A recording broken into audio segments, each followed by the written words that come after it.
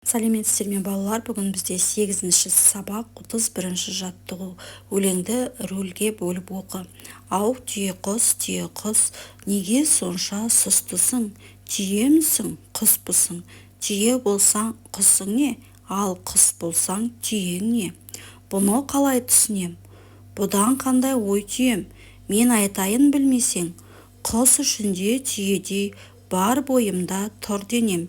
Түйе ішінде түймедей ұшқан құстай жүгірем. Әрі түйе және құс, мен боламын түйе құс. Өлеңнің пайымдау бөлігін тауып көшіріп жаз.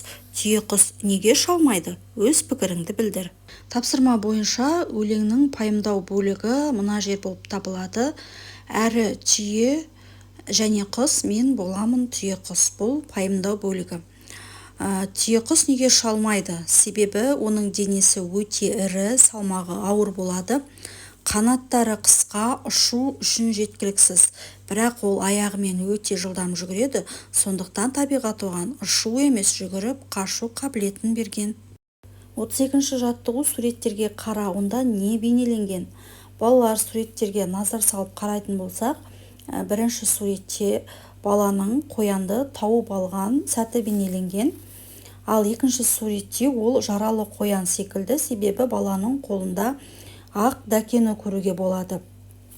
Үшінші суретте оның аяғы жараланған және оны дәкемен орап, баланың сол қоянмен ойнап жүрген сәті бейнеленіп тұр. Осы сурет бойынша тапсырма берілген екен, яғни мына сұрақтарға жауап бере отырып, біз әңгіме құраймыз. Яғни бірінші, бала орманнан не тауып алды? Екінші, қоянның аяғына не болды? Үшінші сұрақ, бала оған қандай қамқорлық жасады? Төртінші сұрақ, қоян жазылғаннан кейін оны қайда апарды? Бесінші, бала қоянға неліктен көмектесті?